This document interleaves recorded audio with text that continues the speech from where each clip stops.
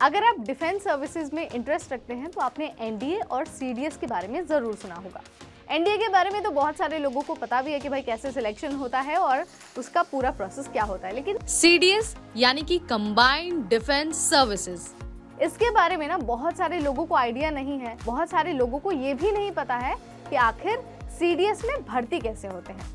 तो अगर आप जानना चाहते हैं कि भाई एनडीए के अलावा आप ऑफिसर कैसे सेना में बन सकते हैं, तो ये वीडियो आपके लिए है, क्योंकि इस वीडियो में ना हम यही बताने वाले हैं कि सीडीएस का पूरा प्रोसेस क्या होता है, एग्जाम कैसा होता है और साथ ही एलिजिबिलिटी क्राइटेरिया क्या है।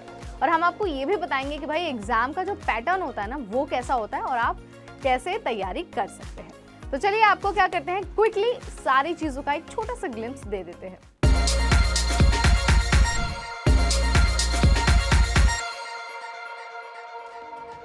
हाय, मेरा नाम है नेहा और आप सब देख रहे हैं एनबीटी टेक एड।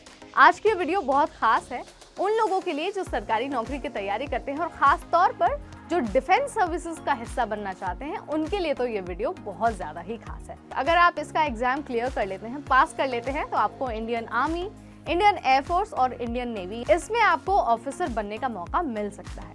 तो ना सबसे पहले एलिजिबिलिटी क्राइटेरिया बता देते हैं, यानी कि कौन से ऐसे उम्मीदवार हैं जो इस एग्जाम का हिस्सा बन सकते हैं। सो नंबर 1 पॉइंट ये कहता है कि जो भी अप्लाई कर रहा है ना वो भारत का निवासी हो, यानी कि आप इंडियन सिटीजन होने चाहिए। ये पहली एलिजिबिलिटी क्राइटेरिया है।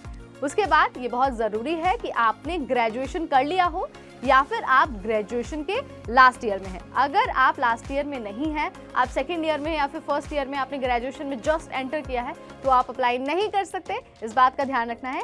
ग्रेजुएट्स या फिर जो लास्ट ईयर ग्रेजुएशन में है वो ही अप्लाई कर सकते हैं। इसके बाद इस एग्जाम के लिए ना जो मिनिमम एज लिमिट है वो 19 साल है। आपको इस बात का भी बहुत अच्छे से ख्याल रखना है। और जो मेल कैंडिडेट है उनकी लंबाई कम से कम 157.5 सेंटीमीटर्स होनी चाहिए। वहीं अगर आप नेवी के लिए अप्लाई कर रहे हैं तो मेक श्योर करिए कि आपकी हाइट 157 सेंटीमीटर है और एयरफोर्स के लिए हाइट थोड़ी सी लंबी है, यानी कि 162.5 सेंटीमीटर्स। तो ये जो क्राइटेरिया है ना, ये हाइट के लिए। अब बात कर लेते हैं सीडीएस के एग्जाम पैटर्न की। तो देखिए, अगर आपको इस एग्जाम में सिलेक्ट होना है ना, तो आपको 3 चरणों से होकर गुजरना होगा, यानी कि पहला रिटन एग्जाम, दूसरा एसएसबी इंटरव्यू और तीसरा है मेडिकल एग्जाम। तो सबसे पहले जो पहला सेक्शन होता है वो रिटन एग्जाम का होता है। जो रिटन एग्जाम है उसमें 3 सेक्शन से सवाल पूछे जाते हैं, यानी कि मैथ्स, जनरल नॉलेज और इंग्लिश लैंग्वेज।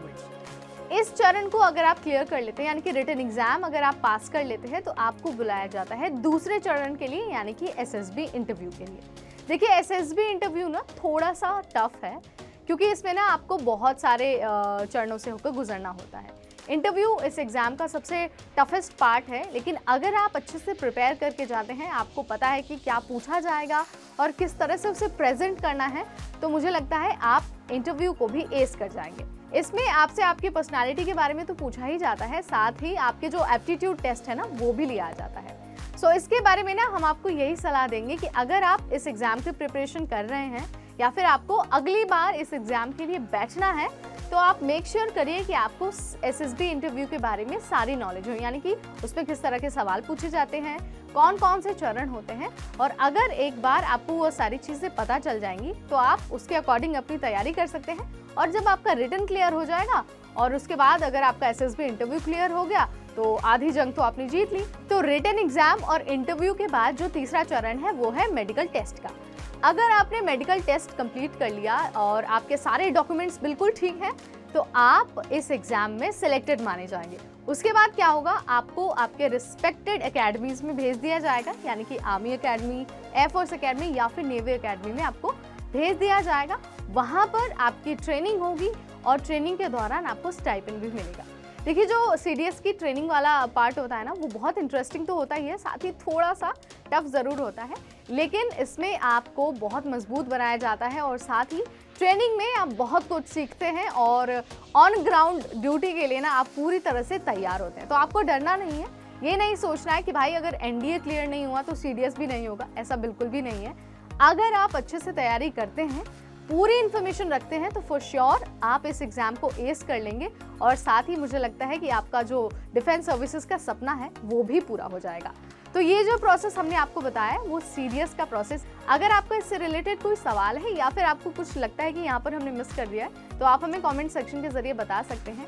अगर करियर से रिलेटेड या फिर जनरल नॉलेज से रिलेटेड ऐसे वीडियोस और देखने हैं तो आज ही सब्सक्राइब करें हमारा चैनल, और साथ ही आप हमें कमेंट सेक्शन के जरिए ये भी बता सकते हैं कि आप और किस तरह की वीडियोस देखना चाहते हैं।